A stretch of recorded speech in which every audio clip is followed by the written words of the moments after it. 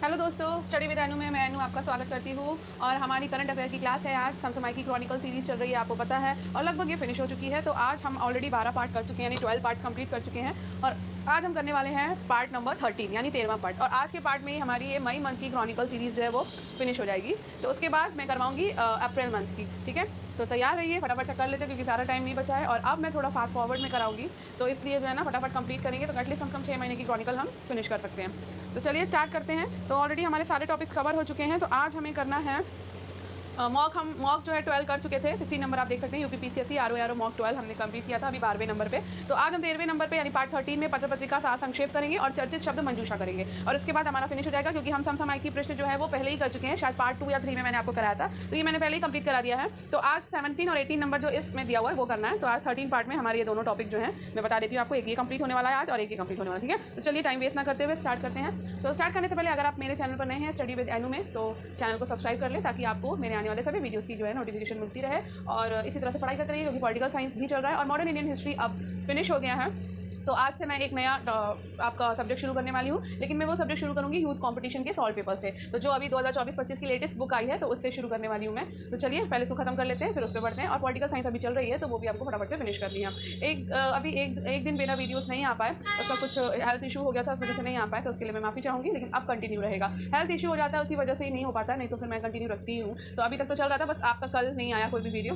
तो चलिए स्टार्ट करते हैं। तो देखिए, आप देख सकते हैं पत्र पत्रिका सार संक्षेप पॉइंट रूप में दिया हुआ है, योजना कुरुक्षेत्र विज्ञान प्रगति मार्च 2025। ठीक है, तो फटाफट से कर लेते हैं। थोड़ा सा ये बड़ा है टॉपिक, जल्दी कवर करने की कोशिश करेंगे। तो सबसे पहले आ जाते हैं योजना पे। तो उज्ज्वल भविष्य के लिए बजट निर्धारण। केंद्रीय बजट 2025-26 में अर्थव्यवस्था के कितने प्रमुख इंजन बताए गए हैं? तो 4 बताए गए। ठीक है, तो केंद्रीय बजट 2025-26 में अर्थव्यवस्था के 4 इंजन बताए गए हैं। भारतीय रिजर्व बैंक ने हाल ही में रेपो दर को घटाकर 6.25% कर दिया है। हाल ही में किस राज्य में मखाना बोर्ड की स्थापना की गई? तो बिहार में मखाना बोर्ड की स्थापना की गई है।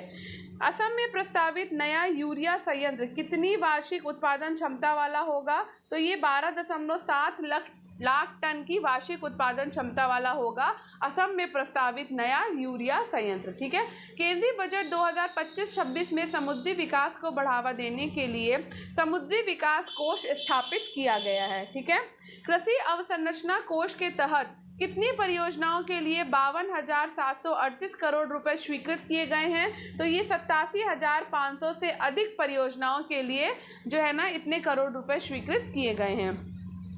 हाल ही में सरकार ने कितनी आय तक के करदाताओं को कर छूट दी है? तो 12 लाख रुपए आय तक के करदाताओं को कर में छूट दी है सरकार ने। ठीक है, नेक्स्ट, वैश्विक व्यापार मार्गों और तेल आपूर्ति में रुकावट का प्रमुख कारण है युद्ध। ठीक है, अंतर्राष्ट्रीय महिला दिवस प्रति वर्ष 8 मार्च को मनाया जाता है।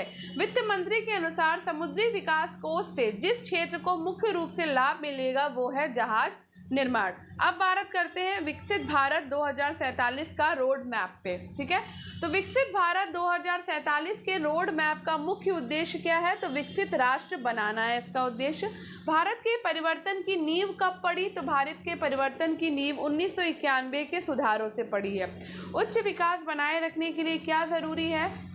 तो उच्च विकास बनाए रखने के लिए वैश्विक बदलावों के अनुकूल होना जरूरी है। स्थिरता और समावेशी विकास के लिए क्या जरूरी है? तो आय का उचित वितरण स्थिरता और समावेशी विकास के लिए जरूरी है। विकास लक्ष्यों को प्राप्त करने की कुंजी क्या है? तो विकास लक्ष्यों को प्राप्त करने की कुंजी है घरेलू वाहकों को प्रोत्साहित करना। विकास के लिए 4 प्रमुख प्राथमिकताएं कौन सी हैं? तो विनिमय, विनिर्माण, ऊर्जा और सहयोग। विकासात्मक आकांक्षाओं को पाने के लिए क्या जरूरी है? तो आर्थिक रणनीति को नया रूप देना जो है विकासात्मक आकांक्षाओं को पाने के लिए जरूरी है। भारत को किन चुनौतियों का सामना करना पड़ रहा है? तो भारत को वैश्विक बदलावों की चुनौतियों का सामना करना पड़ रहा है। ठीक है, नेक्स्ट, सरकार के द्वारा विकास के लिए क्या पहल की जा रही है? तो सरकार के द्वारा विकास के लिए 4 प्राथमिकताओं पर काम किया जा रहा है। भारत के विकास को प्रभावित करने वाले कारक कौन से हैं? तो भाई आर्थिक कारक है, जनसांख्यिकी कारक है और भू राजनीतिक कारक है। अब बात करते हैं मेक इन इंडिया 2.0 की। तो मेक इन इंडिया पहल की शुरुआत कब हुई थी? तो मेक इन इंडिया पहल की शुरुआत हुई थी 25 सितंबर 2024 को, 2014 को, ये याद रखिए। मेकिंग इंडिया पहल की शुरुआत कब हुई थी? तो 24 सितंबर 2014 को हुई थी। मेकिंग इंडिया 2.0 कितने प्रमुख क्षेत्रों पर केंद्रित है? तो ये 27 प्रमुख केंद्रों पर 27 प्रमुख क्षेत्रों पर केंद्रित है मेक इन इंडिया 2.0। विनिर्माण को बढ़ावा देने के लिए सरकार के द्वारा शुरू की गई प्रमुख योजनाएं कौन सी हैं? तो आत्मनिर्भरता भारत पैकेज जो है वो विनिर्माण को बढ़ावा देने के लिए सरकार के द्वारा शुरू की गई है। मेक इन इंडिया 2.0 के तहत रक्षा क्षेत्र से संबंधित कौन सा उद्योग शामिल है? तो ये शामिल है एरोस्पेस और रक्षा। राष्ट्रीय अवसंरचना पाइपलाइन का मुख्य उद्देश्य क्या है? बुनियादी ढांचे में निवेश बढ़ाना। नेक्स्ट, उत्पादन से जुड़ी प्रोत्साहन PLI योजना के लिए कितना परिव्यय तय किया गया है? तो 1.97 लाख करोड़ रुपए जो है वो तय किए गए हैं। वर्तमान में PLI योजना के तहत कितने आवेदन स्वीकृत किए गए? तो 764 आवेदन स्वीकृत किए गए। औद्योगिक पार्क रेटिंग प्रणाली IPRS का मुख्य उद्देश्य क्या है? औद्योगिक पार्कों का मूल्यांकन करना। मेक इन इंडिया 2.0 में शामिल सेवा क्षेत्र का एक प्रमुख उदाहरण है सूचना प्रौद्योगिकी IT। गुणवत्ता नियंत्रण आदेश का मुख्य उद्देश्य क्या है? तो घरेलू विनिर्माण को बढ़ावा देना। अब बात करते हैं भारत का राजकोषीय संघवाद केंद्रीय बजट 2025-26 की भूमिका।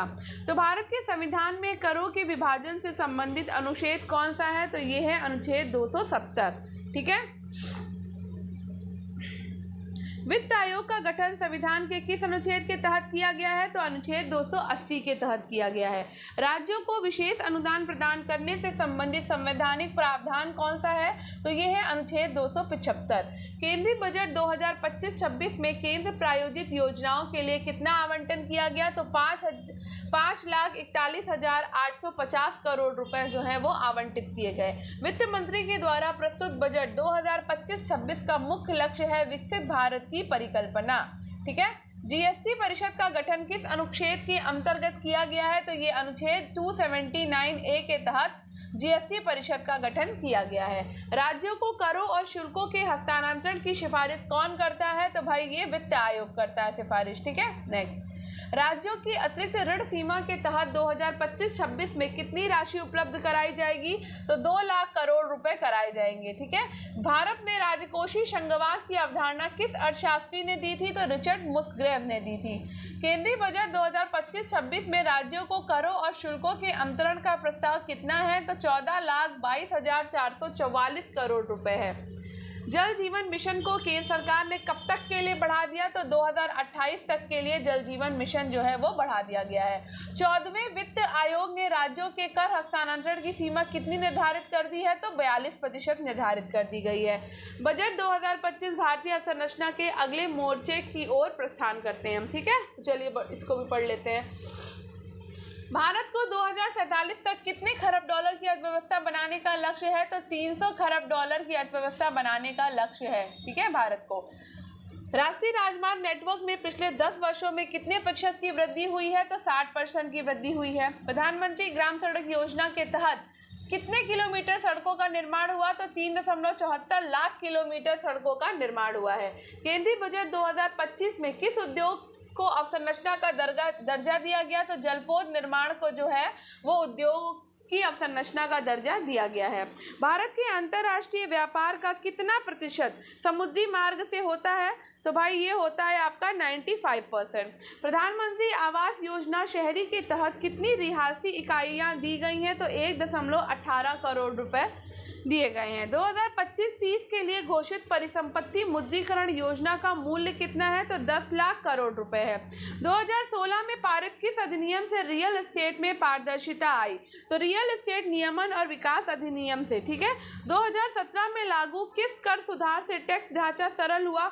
तो वस्तु एवं सेवा कर यानी कि जीएसटी से हुआ है। ठीक है, भारत की माल निर्वहन क्षमता कितने मिलियन टन हो गई है? तो 1630 मिलियन टन हो गई है। ठीक है, भारत की वैश्विक जहाज रानी रैंकिंग 2014 में 44वीं थी, अब ये कितनी हो गई है? तो ये हो गई है 22वीं। मेट्रो नेटवर्क की कुल लंबाई 248 किलोमीटर से बढ़कर कितनी हो गई है? तो ये हो गई है 993 किलोमीटर। ठीक है, अब बात करते हैं बजट 2025-26 कर सुधारों की ओर। ठीक है, तो केंद्रीय बजट 2025-26 में आयकर रिटर्न दाखिल करने की समय सीमा कितने महीने बढ़ाई गई? तो ये बढ़ाई गई है 24 से 48 महीने के लिए। स्टार्टअप के लिए कर लाभ की अवधि कब तक बढ़ा दी गई? तो 1 अप्रैल 2030 तक के लिए बढ़ा दी गई है। नवीनतम बजट में कर प्रशासन में सुधार के लिए किस तकनीक का उपयोग किया गया है? तो आर्टिफिशियल इंटेलिजेंस यानी कि AI का। ठीक है, शिपिंग उद्योग को बढ़ावा देने के लिए कौन सी नई योजना शुरू की गई? तो टन भार कर योजना शुरू की गई है शिपिंग उद्योग को बढ़ावा देने के लिए। भारतीय कर से जीडीपी अनुपात वित्त वर्ष 2024-25 में कितना अनुमानित है? तो 11.9% जो है ये अनुमानित है। ठीक है, नेक्स्ट, सीधे करों का जीडीपी अनुपात वित्त वर्ष 2024-25 में कितना अनुमानित है? तो 6.9% अनुमानित है। ठीक है, सरकार ने छोटे धर्मार्थ ट्रस्टों के लिए पंजीकरण अवधि को कितने वर्ष तक बढ़ाया है? तो 10 साल के लिए बढ़ा दिया है। आयकर रिटर्न फाइल करने के लिए अब कितना समय दिया गया है? तो 4 साल का समय दिया गया है आयकर रिटर्न फाइल करने के लिए। आर्थिक विकास के लिए उपयोग और उत्पादन में संतुलन, तो अंतर्राष्ट्रीय लेन देन पर आर्म्स लेंथ प्राइस योजना की अवधि कितनी है? तो 3 वर्ष है। सुरक्षित हार्बर नियमों का विस्तार किस उद्देश्य किया गया? तो मुकदमेबाजी कम करने के लिए किया गया। इलेक्ट्रॉनिक निर्माण योजनाओं को क्या लाभ दिया गया है? तो कर निश्चितता दी गई है। स्टार्टअप्स को स्थापना अवधि में कितना विस्तार दिया गया है? तो ये 5 वर्ष दिया गया है। कर कानून में बदलाव क्यों जरूरी है? तो खामियों को दूर करने के लिए और इसे व्यवहारिक बनाने के लिए कर कानून में बदलाव जरूरी है। वर्तमान कर कानून की क्या कमी है? तो वर्तमान कर कानून की कमी है कि वैश्विक स्तर के ये अनुरूप नहीं है। अब कुल कितनी सीमा शुल्क दरें रह गई हैं? तो 8 रह गई हैं, शून्य दर सहित। ठीक है, अब बात करते हैं अधिकांश शुल्क मदों पर क्या लागू होगा? तो एक ही शुल्क या अधिभार लागू होगा। नेक्स्ट, कितनी शुल्क मदों को समाज कल्याण अधिभार से मुक्त किया गया है? तो 82 को किया गया है। 2025-26 के बजट में किस पे जोर दिया गया है? तो सकल घरेलू उत्पाद और सकल मूल्य संवर्धन दोनों पर जो है वो बजट में जोर दिया गया है। अब बात कर लेते हैं पर्यावरण अनुकूल बजट की। तो भारत के 2025-26 के बजट में जलवायु परिवर्तन से निपटने के लिए किस पर जोर दिया गया है? तो स्वच्छ ऊर्जा और पर्यावरण संरक्षण पर जोर दिया गया है।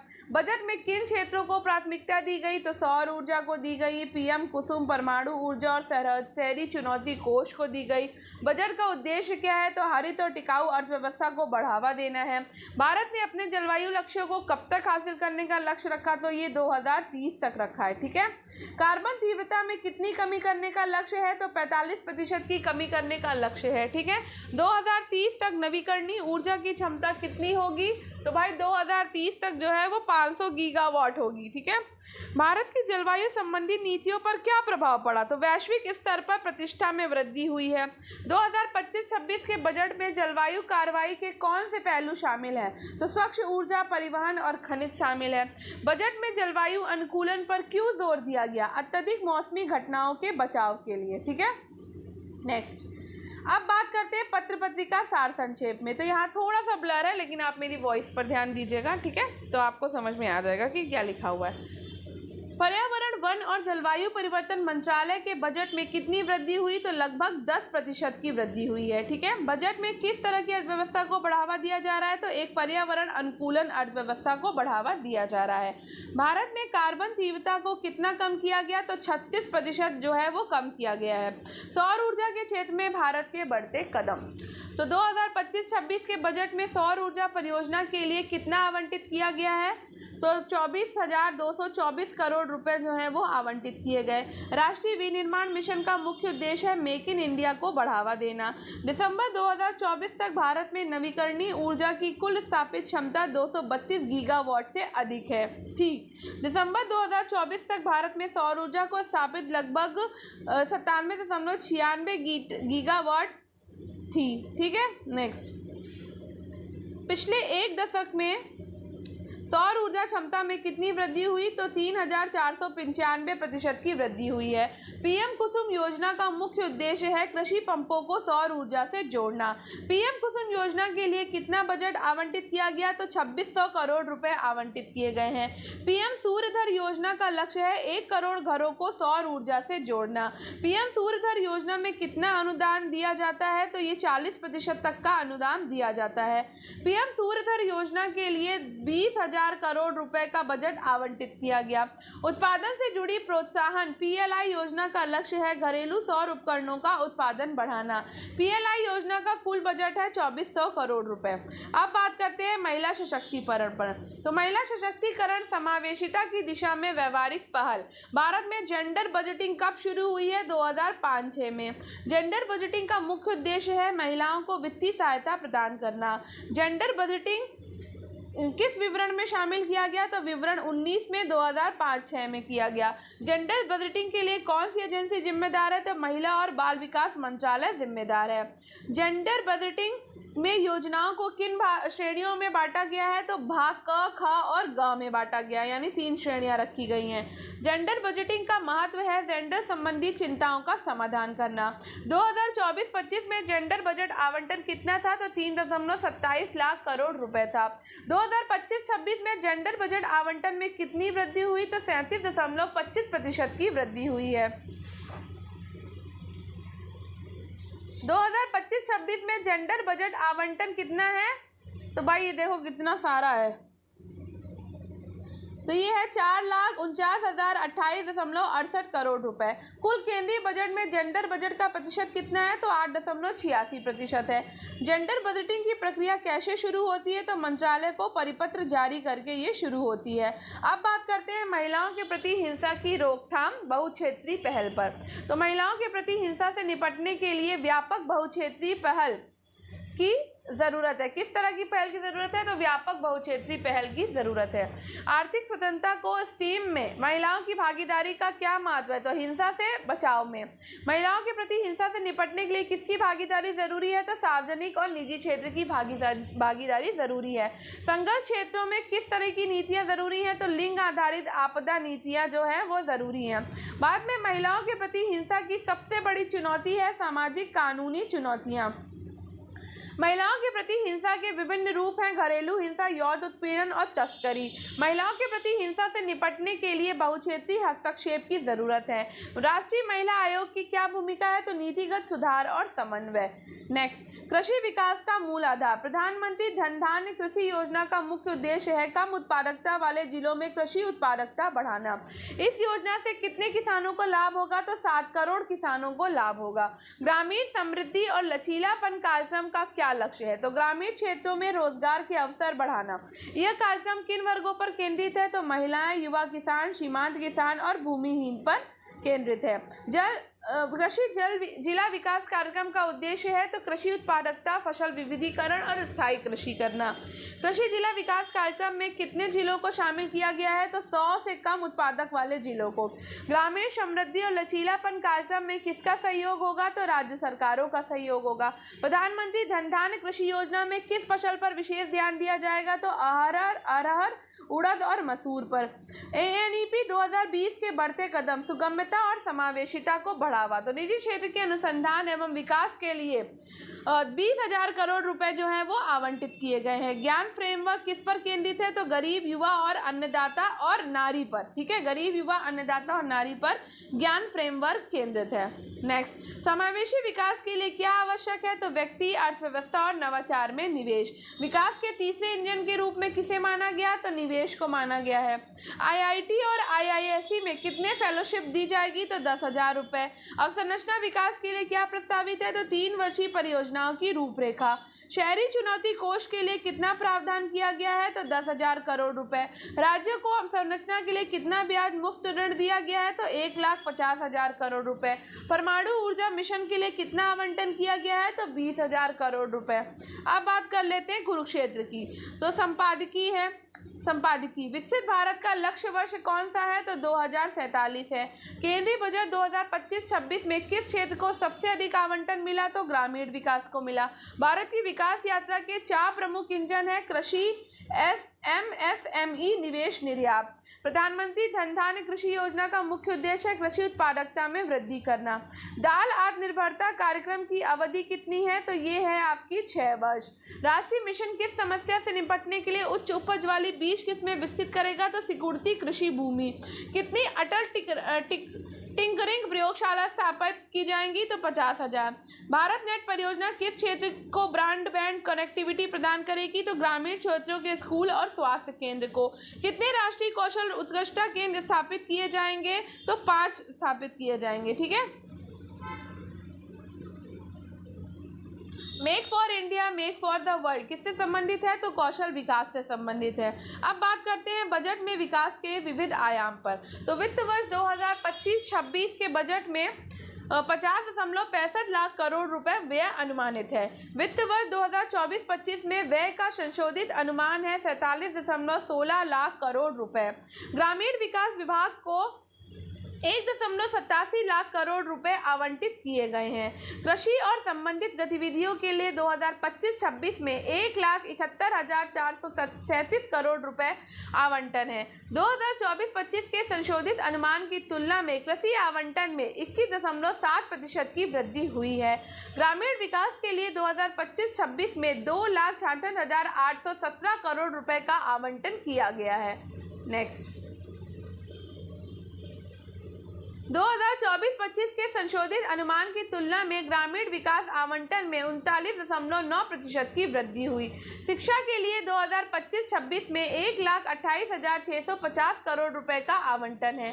प्रधानमंत्री धन धान्य कृषि योजना 100 जिलों को कवर करेगी। पीएम विश्वकर्मा योजना पारंपरिक कारीगर को बढ़ावा देगी। MSME की नई परिभाषा से ग्रामीण उद्यम को फायदा होगा। आय और उपभोग बढ़ाकर ग्रामीण अर्थव्यवस्था में तेजी लाने की पहल। तो वित्त वर्ष 2025-26 के बजट में प्रत्यक्ष करों में 20 लाख करोड़ रुपए का राजस्व आएगा। वित्त वर्ष 2025-26 में अप्रत्यक्ष करों से 17.50 लाख करोड़ रुपए राजस्व प्राप्ति होगी। 2024-25 में प्रत्यक्ष करों से 22.37 लाख करोड़ रुपए राजस्व जुटाने का लक्ष्य था।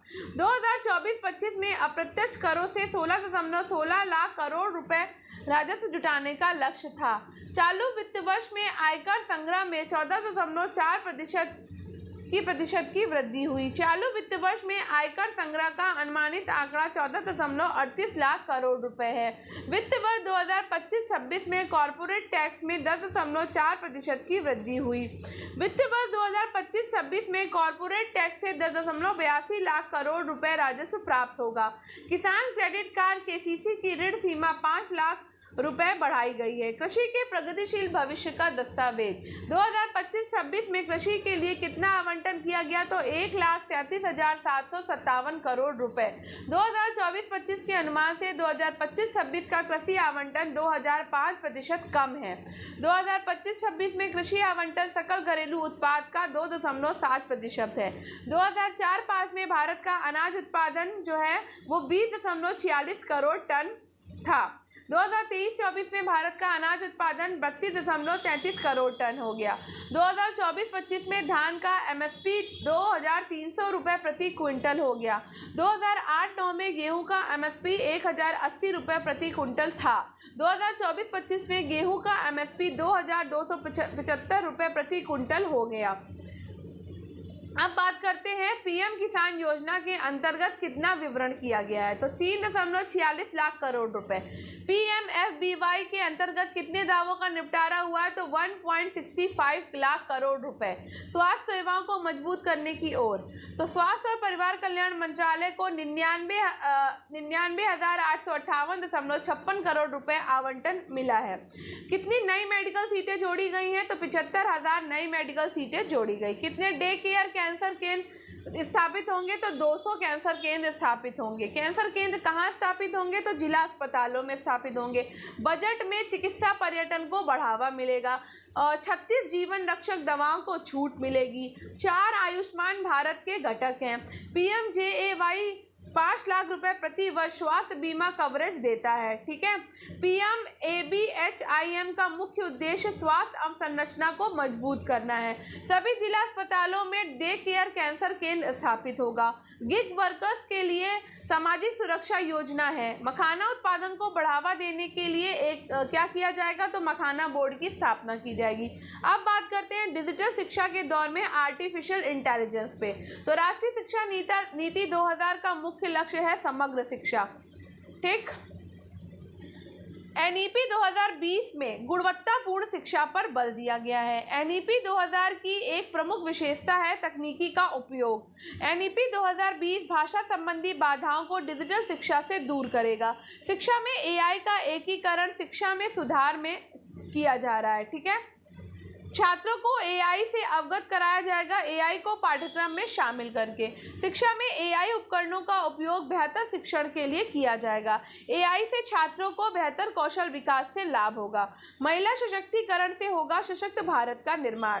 2025-26 के बजट में महिला कल्याण के लिए 4.49 लाख करोड़ रुपए जो है वो आवंटित किए गए। पिछले वर्ष की तुलना में इस आवंटन में 32.25% की वृद्धि हुई है। 37.25% की वृद्धि हुई है। कुल केंद्रीय बजट में जेंडर बजट 8.86% है। जेंडर बजट का मुख्य उद्देश्य है लैंगिक असमानता को कम करना। नेक्स्ट,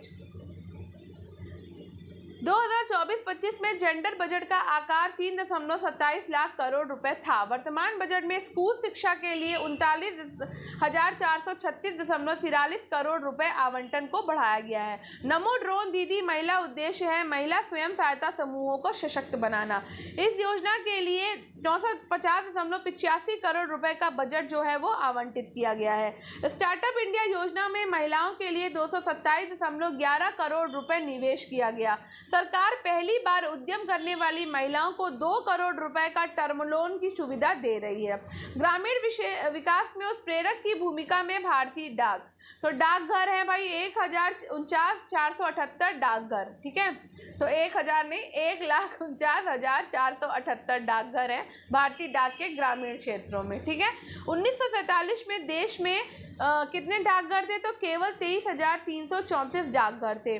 वर्तमान में विश्व में कितने डाकघर हैं, तो लगभग 6.40 लाख डाकघर हैं। पिछले 5 वर्षों में 5,639 नए डाकघर खोले गए।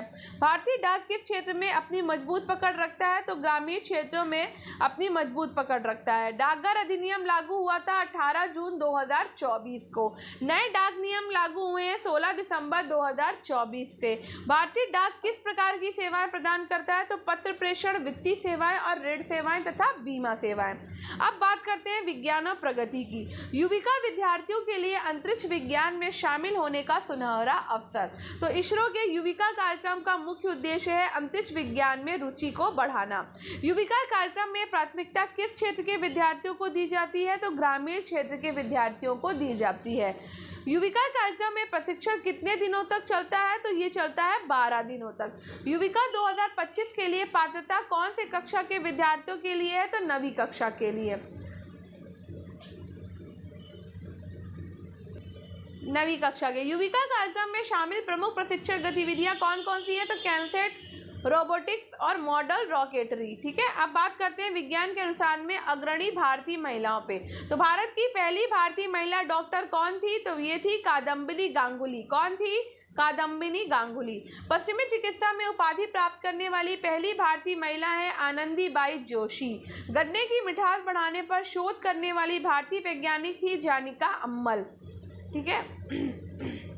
भारत की पहली महिला मनोविज्ञानी कौन थी, तो इरावती कर्व। भारतीय विज्ञान कांग्रेस की पहली महिला महासचिव असीमा चटर्जी। मलेरिया रोधी दवा आयु 64 की खोज असीमा चटर्जी ने की थी। भारत की मौसम महिला के रूप में प्रसिद्ध वैज्ञानिक थी अन्ना मणि। भारतीय मौसम विज्ञान विभाग की पहली उप निदेशक कौन थी, तो वो थी अन्ना मणि। माइक्रोवेव इंजीनियरिंग में अनुसंधान करने वाली पहली भारतीय महिला इंजीनियर राजेश्वरी चटर्जी थी। एक्सरे क्रिस्टलोग्राफी के क्षेत्र में योगदान करने वाली पहली भारतीय महिला वैज्ञानिक पूर्णिमा सिन्हा थी। लीलावती की बेटियां पुस्तक की सह लेखिका रोहिणी गोल्ड बोले थी। अब बात करते हैं गुड गुडलैंड बेरे सिंड्रोम पे यानी जीबीएस पे।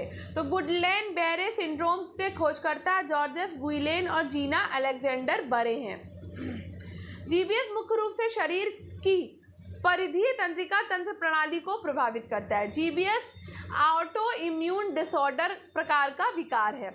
जीबीएस का सबसे आम ट्रिगर माना जाता है पूर्व संक्रमण। जीबीएस में तंत्रिकाओं के सुरक्षात्मक आवरण को कहा जाता है माइलिन। जीबीएस में तंत्रिकाओं को नुकसान पहुंचाने वाला प्रमुख बैक्टीरिया कैम्पिलोबैक्टर जेजुनी है। जीबीएस से जुड़े प्रमुख वायरल संक्रमणों में जीका वायरस है। जीबीएस से प्रभावित 25% रोगियों को कम से कम 6 महीने तक चलने में कठिनाई होती है। जीबीएस को पहचानने और समझने में मदद करने वाला प्रमुख तंत्रिका परीक्षण है इलेक्ट्रॉन माइक्रोस्कोपी। ठीक है, नेक्स्ट।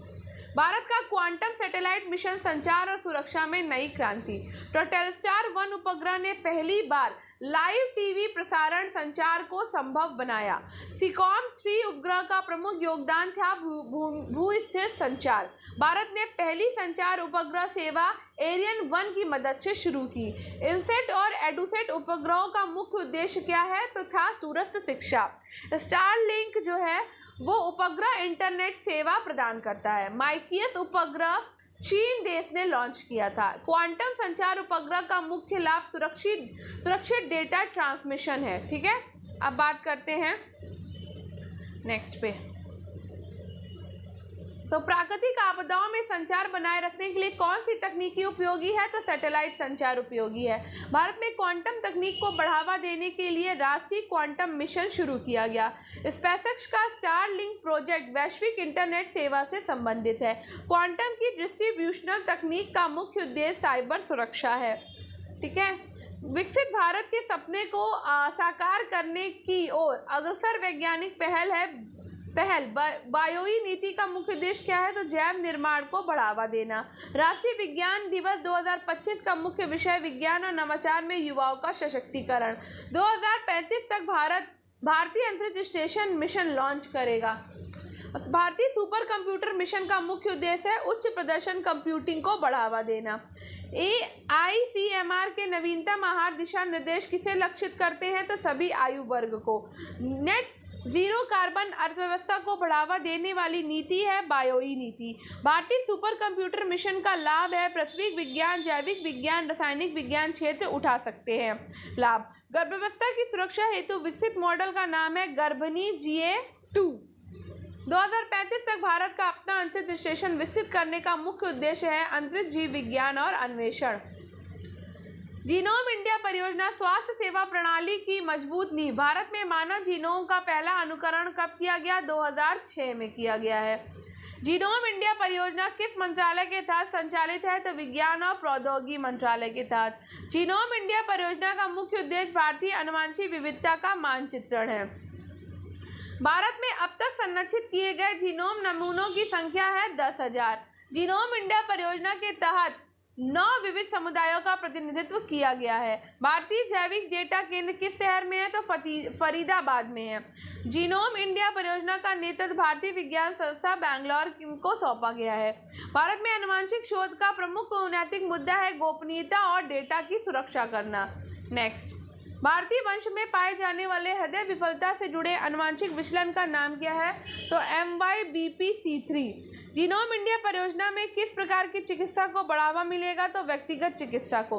भारत में जीनोमिक डेटा का पहला राष्ट्रीय भंडार कौन सा है? तो भारतीय जैविक डेटा केंद्र। जीनोमिक्स अध्ययन में मशीन लर्निंग का क्या उपयोग है? तो आनुवंशिक मार्करों की खोज करना। भारत में पहली बुलेट ट्रेन का साकार होता सपना। तो हाई स्पीड रेलगाड़ी चलाने वाला दुनिया का पहला देश है यूनाइटेड किंगडम। बुलेट ट्रेन का तकनीकी और वास्तविक नाम शिंकानसेन ट्रेन है।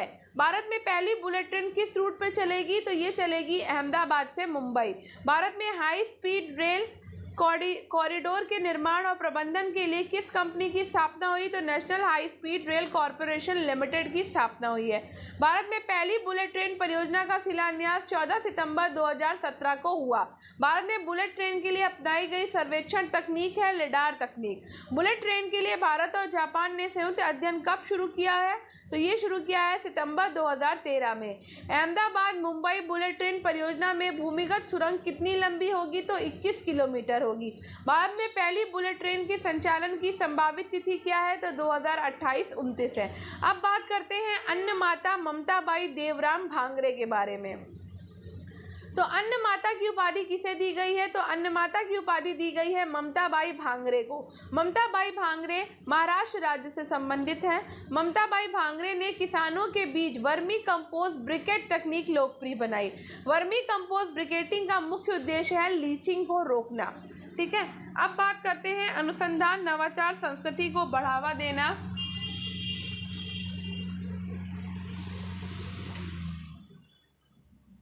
ANRF को। तो भारत में अनुसंधान एवं विकास पर जीडीपी का कितना प्रतिशत खर्च होता है? तो ये खर्च होता है 0.65%। वैश्विक औसत अनुसंधान एवं विकास व्यय जीडीपी का कितना प्रतिशत है? तो 2.8%। अनुसंधान एवं विकास पर सबसे अधिक जीडीपी व्यय करने वाला देश कौन सा है? तो वो है इजराइल। भारत में अनुसंधान को बढ़ावा देने के लिए किस नारे को जोड़ा गया है? तो जय अनुसंधान को जोड़ा गया है। ठीक है, ANRF की स्थापना किस नीति की संस्तुति पर की गई है? तो राष्ट्रीय शिक्षा नीति 2020 पे। नेक्स्ट, ANRF विधेयक 2023 को लोकसभा में 4 अगस्त 2023 को पेश किया गया था। ANRF का प्रशासनिक विभाग कौन सा है? तो विज्ञान एवं प्रौद्योगिकी विभाग DST है। ANRF की कुल अनुमानित लागत है 50,000 करोड़ रुपए। ANRF के शासी बोर्ड का अध्यक्ष कौन होता है? तो प्रधानमंत्री होते हैं। ANRF के गैर सरकारी स्रोतों का योगदान कितना होगा? तो 72% होगा। ANRF किस अधिनियम के अंतर्गत स्थापित किया गया? तो ये 2023 के अंतर्गत स्थापित किया गया है। अब बात करते हैं अंतरिक्ष यात्री सुनीता विलियम्स की धरती पर वापसी को। तो सुनीता विलियम्स का जन्म अमेरिका राज्य में हुआ था और वो ओहियो। सुनीता विलियम्स का जन्म किस अमेरिकी राज्य में हुआ? तो ओहियो में हुआ था। नासा ने सुनीता विलियम्स को अंतरिक्ष यात्री के रूप में कब चुना? तो नासा ने चुना है 1998 में अंतरिक्ष यात्री के रूप में सुनीता विलियम्स को। अमेरिका में सबसे अधिक समय तक चहलकदमी करने वाली महिला कौन सी है? तो वो है सुनीता विलियम्स। सुनीता विलियम्स ने पहली बार अंतरिक्ष यात्रा किस वर्ष की थी? तो पहली बार इन्होंने 2006 में अपनी अंतरिक्ष यात्रा की थी। Boeing star liner capsule mission का मुख्य उद्देश्य था परीक्षण उड़ान। सुनीता विलियम्स कितनी बार अंतरिक्ष यात्रा कर चुकी हैं? तो ये 8 बार अंतरिक्ष की यात्रा कर चुकी हैं। बोइंग स्टार लाइनर मिशन की प्रमुख तकनीकी समस्या क्या थी? तो हीलियम रिसाव थी। अंतरिक्ष में भारहीनता के कारण शरीर पर क्या प्रभाव पड़ता है? तो हड्डियों का घनत्व कम होना और मांसपेशी कमजोरी। अंतरिक्ष यात्री पृथ्वी पर लौटने के बाद किस पुनर्वास प्रक्रिया से गुजरते हैं? तो शारीरिक अनुकूलन से गुजरते हैं।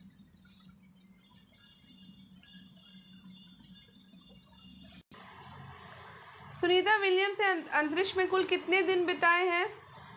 तो सुनीता विलियम्स ने अंतरिक्ष में कुल 608 दिन 62 घंटे और 6 मिनट तक स्पेस वॉक का रिकॉर्ड भी बनाया है।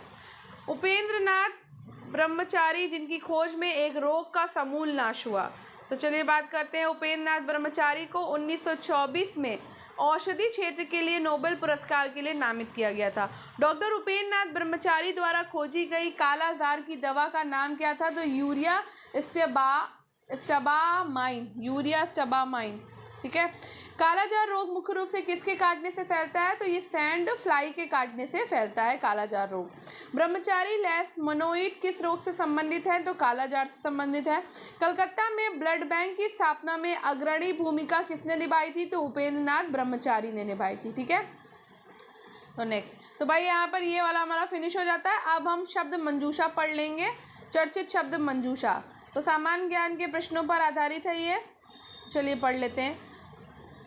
लोइड रिंग म्यूनिशन, तो लोइड रिंग म्यूनिशन पारंपरिक मिसाइलों से अलग हैं और वे एक निश्चित पथ का अनुसरण नहीं करते, इसके बजाय वे हमला करने के लिए आदर्श क्षण की प्रतीक्षा करते हैं। ठीक है, और उसका निरीक्षण करते हैं। ये क्षमता उन्हें युद्ध के मैदान की बदलती परिस्थितियों के अनुकूल होने की अनुमति देती है। हाल के संघर्षों में उनकी प्रभावशीलता को प्रकाश में लाया गया, जो खेल परिवर्तक के रूप में उनकी क्षमता को प्रदर्शित करता है। Next, short tandem repeat STR। Short tandem repeat DNA के विशिष्ट अनुक्रम हैं जो कई बार दोहराए जाते हैं। ठीक है, सॉरी, ये अनुक्रम अक्सर बहुरूपी होते हैं, जिसका अर्थ है असंबंधित व्यक्तियों में पुनरावृत्ति की संख्या अलग अलग होगी। STR DNA प्रोफाइलिंग में महत्वपूर्ण घटक है क्योंकि वे अद्वितीय आनुवंशिक मार्कर प्रदान करते हैं। अब बात करते हैं ब्लैक कार्बन की। तो ब्लैक कार्बन एक अल्पकालिक जलवायु प्रदूषक है, ठीक है, जो जीवाश्म ईंधन, जैव ईंधन और बायोमास के अधूरे दहन से बनता है। ये महीन कण पदार्थ PM 2.5 का एक घटक है और वायु प्रदूषण में योगदान देता है। वायुमंडल में इसकी उपस्थिति ग्लोबल वार्मिंग को बढ़ाती है और स्वास्थ्य को प्रभावित करती है। ठीक है, तो ब्लैक कार्बन हमने जान लिया। अब चलते हैं अल्टर मैग्नेटिज्म पे। तो अल्टर मैग्नेटिज्म में चुंबकीय बिल्डिंग ब्लॉक होते हैं जो एंटी पैरेलल होते हैं। हालांकि इन ब्लॉकों में थोड़ा घुमावदार क्रिस्टल संरचना होती है और ये अनूठी व्यवस्था अल्टर मैग्नेटिज्म को चुंबकत्व के पारंपरिक रूपों से अलग करती है। ये फेरोमैग्नेट और एंटी फेरोमैग्नेट के गुणों को एक साथ सुमेलित कर देती है। इसके परिणाम स्वरूप एक चुंबकीय विन्यास बनता है जो दूर से निष्क्रिय दिखाई देता है, लेकिन नैनो स्केल पर अद्वितीय विशेषताओं को प्रदर्शित करता है। ठीक है, अब बात करते हैं विषुव की। तो विषुव तब होता है जब पृथ्वी की धुरी सूर्य की ओर ना तो झुकी होती है और ना ही उससे दूर होती है। इस संरेखण के परिणाम स्वरूप दोनों गोलार्धों को समान सूर्य का प्रकाश प्राप्त होता है। विषुव शब्द लैटिन शब्दों एक्वस से उत्पन्न हुआ, जिसका अर्थ है बराबर, और नॉक्स जिसका अर्थ है रात। तो बसंत विषुव बसंत की शुरुआत को दर्शाता है, जबकि शरद विषुव शरद ऋतु की शुरुआत को दर्शाता है। ठीक है, अब बात करते हैं ट्राईहैलोमेथेन्स THM की। तो THM तब बनते हैं जब क्लोरीन पानी में प्राकृतिक कार्बनिक पदार्थों के साथ प्रतिक्रिया करता है। 4 सबसे सामान्य THMS क्लोरोफॉर्म, ब्रोमोफॉर्म, ब्रोमोडिक्लोरोमेथेन और क्लोरो डिड्रोबोमेथेन है। ये यौगिक क्लोरीन युक्त पानी पीने के पानी में प्रचलित है और स्वास्थ्य जोखिम पैदा कर सकते हैं। ओसेलॉट। तो अमेजन ने ओसेलॉट नाम से क्वांटम कंप्यूटिंग चिप लॉन्च किया। ये सीमित कंप्यूटिंग शक्ति वाला एक प्रोटोटाइप है। इसमें 2 एकीकृत सिलिकॉन माइक्रोचिप्स हैं। इसके उच्च गुणवत्ता वाले ऑसिलेटर सुपर कंडक्टिंग टैंटलम से बने हैं। ओसेलॉट मौजूदा तरीकों की तुलना में क्वांटम त्रुटि सुधार लागत को 90% तक कम कर सकता है। अब बात करते हैं बोलगॉट 3 की। तो बोलगॉट 3 एक कीट प्रतिरोधी आनुवंशिक रूप से संशोधित GM कपास है, जिसे मोनसेंटो ने 1 दशक से भी पहले विकसित किया था। इसमें 3 BT protein Cry1AC, Cry2AB, VIP3A होते हैं, जो कीटों के आंत के कार्य को बाधित करके उन्हें मारते हैं। गुलाबी बॉलवर्म जैसे लेपिडोप्टेरॉन कीटों के खिलाफ अत्यधिक प्रभावी बेहतर फसल उपज सुनिश्चित करता है। गोल्डन डोम। संयुक्त राज्य अमेरिका गोल्डन डोम मिसाइल रक्षा प्रणाली बनाने की योजना बना रहा है। गोल्डन डोम USA का मिसाइल रक्षा कार्यक्रम है। इसका उद्देश्य बैलिस्टिक, हाइपरसोनिक और क्रूज मिसाइलों और अन्य उन्नत हवाई खतरों से सुरक्षा करना है। ये प्रणाली इजराइल की आयरन डोम मिसाइल रक्षा प्रणाली से प्रेरित है। आयरन डोम एक बहुस्तरीय प्रणाली है जिसे कम दूरी के खतरों को प्रभावी ढंग से रोकने के लिए डिजाइन किया गया है। सब एक्टिव स्क्लेरोसिंग पैनएनसेफेलाइटिस।